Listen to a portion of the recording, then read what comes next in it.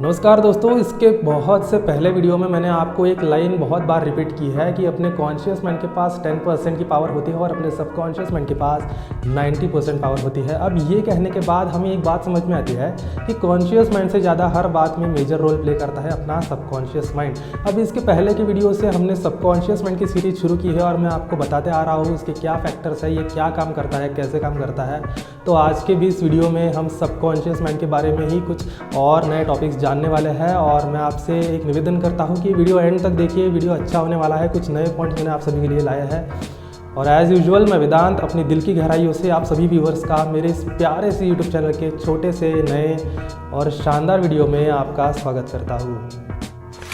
दोस्तों, आपके साथ कभी ऐसा हुआ है कि आपको कहीं किसी काम से बाहर जाना है या फिर कहीं आपको सुबह घूमने जाना है और आपने रात को सोते वक्त अलार्म लगा दिया है और डायरेक्टली सुबह उठने से 1 मिनट पहले ही, मतलब अलार्म बजने से 1 मिनट पहले ही आपकी नींद खुल गई हो। अब ये कौन करता है, ये कैसे होता है? ये सब सबकॉन्शियस माइंड का ही खेल होता है। ये अपने सबकॉन्शियस माइंड के पास एक मेंटल क्लॉक होती है जिसके पास अलार्म फैसिलिटी भी होती है।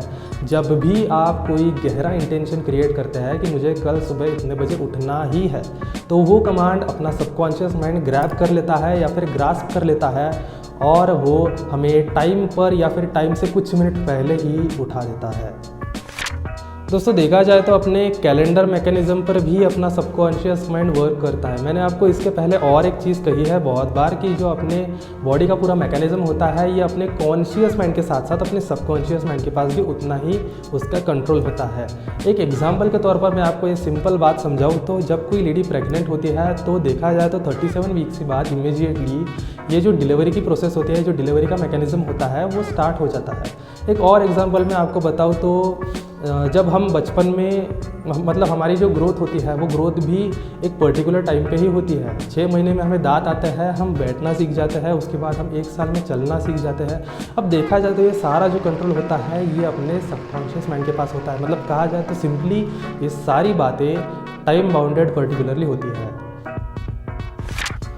अब दोस्तों, ये सारी बातें सुनकर हमें एक बात समझ में आती है कि जब भी हमें कोई नॉर्मल सा काम करना है या फिर कोई बड़ी से बड़ी प्लानिंग करनी है तो हमें इन दोनों के सामने, मतलब हमारे काम के सामने भी या फिर हमारे बड़े गोल के सामने एक टाइम लिमिट रखनी है। मतलब क्या होगा, अपना सबकॉन्शियस माइंड वो कमांड ग्रैब कर लेगा और उतने ही टाइम में मुझे ये काम करना है या फिर कोई जो मेरा बड़ा गोल होगा ये मुझे अचीव करना है, ये अपना सबकॉन्शियस माइंड समझ लेगा। वो वैसी एक्टिविटीज़ करेगा और जो भी आपका काम है या फिर जो भी आपका गोल है वो एक पर्टिकुलर टाइम तक आप अचीव कर सकते हैं। जीने का या फिर मरने का समय तो ऊपर वाले के हाथ में होता है जहाँपना। आई थिंक ये डायलॉग बहुत से लोगों ने सुना हुआ है और देखा जाए तो practically I don't think so है जहाँपना के पास इतना टाइम है कि किसी के मरने का या फिर जीने का टाइम वो डिसाइड कर सके। अपने एक सबकॉन्शियस माइंड का ऑटोमेटिक मैकेनिज्म होता है जहाँ पर हम खुद अपनी डेथ डिसाइड कर सकते हैं, हमें कब मरना है, कैसे मरना है और कहाँ पे मरना है। जैसा मैंने आपको बताया कि कॉन्शियस माइंड से ज़्यादा अपने सबकॉन्शियस माइंड के पास पावर होती है। तो ये कैसे होता है? ये जो मैंने बात आपको कही कि अपने मरने का समय है ये अपन खुद डिसाइड कर सकते हैं। एक अच्छे से एग्जांपल के तौर पर आपको समझाता हूँ। मेरे मेंटर है डॉक्टर जितेंद्र रेड्डी, जिनको आपसे मैंने बहुत बार इंट्रोड्यूस किया है। उन्होंने ये बात समझाते समय एक अच्छे एग्जाम्पल से बात समझाई थी। उनके घर का ही एग्जाम्पल उन्हें दिया था और एज इट इज़ एग्जाम्पल मैं आपको दूंगा, आप अच्छी तरीके से ध्यान से सुन लीजिए। डॉक्टर साहब ने कहा था कि जब वो छोटे थे तब उनकी मदर की डेथ हो गई। हुआ यूँ कि उनकी मदर जो थी वो पहले से ही बहुत आध्यात्मिक और धार्मिक थी और उनके मदर का एक कहना था, उनकी मम्मी का कहना था कि जब मुझे मरना है तो मुझे पेनलेस डेथ चाहिए और मेरे पति जब मरेंगे तो उससे पहले ही मुझे इस दुनिया से चले जाना है। एक दिन हुआ यूँ कि उनके मम्मी को ना रात को सोते समय भगवान का नाम लिखने की अपने पोती में बहुत आदत थी। एक दिन सारी फैमिली बैठी हुई थी, उनके फादर भी बैठे हुए थे, डॉक्टर साहब बैठे हुए थे और उनकी मम्मी बैठी हुई थी जो उनके वो बुक में भगवान का नाम लिख रही थी।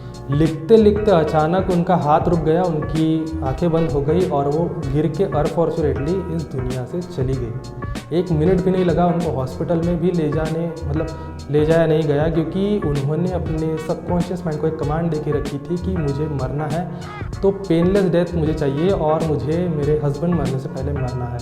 ये सारी बातें सबकॉन्शियस माइंड ने जल्दी से ग्रास्प कर ली और वैसी ही सिचुएशन सबकॉन्शियस माइंड ने रियलिटी में क्रिएट कर दी। दोस्तों देखा जाए तो ये जो अपनी ऑटोनॉमस सिस्टम होती है, जो अपने अंदर काम करती है, जो पैसिवली काम करती है, जिसे हम डाइजेशन कह सकते हैं या फिर एक्सक्रीशन कह सकते हैं या फिर सिक्रीशन कह सकते हैं, ये सारी बातें का कंट्रोल भी अपने सबकॉन्शियस माइंड के पास होता है। ये मैं नहीं तो मेरे मेंटर्स की स्टडीज़ कहती है। डॉक्टर जितेंद्र अड़िया ये कहते हैं कि हमें कोई भी बीमारी होती है तो क्यों होती है, अपने बॉडी के सिस्टम में कुछ फॉल्ट आ जाता है, इसलिए कुछ बीमारी हमें होती है। पर अगर ये सारा कंट्रोल अपने सबकॉन्शियस माइंड के ही पास है, तो अगर हम अपने सबकॉन्शियस माइंड को कुछ पॉजिटिव कमांड देंगे तो मुझे नहीं लगता कि कोई भी बीमारी हमें होने वाली है। अब देखा जाए तो इम्यूनिटी के बारे में बात करेंगे तो अपनी इम्यूनिटी का भी अपना जो कंट्रोल होता है सबकॉन्शियस माइंड के पास होता है। इसका भी एक एग्जांपल आप समझ लीजिए, कुछ साल पहले कोविड आया था। जो लोग कोविड से ज़्यादा डरते थे अनफॉर्चुनेटली वही इस दुनिया से चल बसे, और जो एकदम काम थे, एकदम चिल थे, सारे रूल्स का पालन करते थे, वो आज भी इस दुनिया में फिट एंड फाइन एकदम हाजिर है।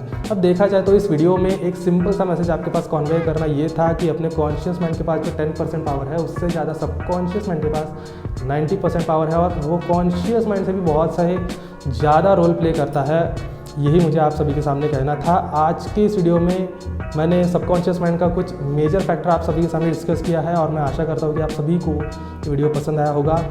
आपका यहाँ तक बने रहने के लिए मैं दिल से शुक्रिया करता हूँ, और अगले वीडियो में कुछ नए सेटअप के साथ और कुछ नए पॉइंट्स के साथ मैं आपको जल्दी से जल्दी मिलने वाला हूँ। कुछ नए व्यूअर्स अगर इस वीडियो को पहली बार देख रहे होंगे और अभी तक मेरे चैनल को आपने सब्सक्राइब नहीं किया होगा, तो जल्दी जाकर सब्सक्राइब कर दीजिए, बेल आइकन को दबा दीजिए, उसके सामने ऑल का ऑप्शन आएगा, उस पर क्लिक कर दीजिए, क्योंकि जब भी मैं वीडियो अपलोड करूँ आप सभी को जल्द से जल्द नोटिफिकेशन आती रहे।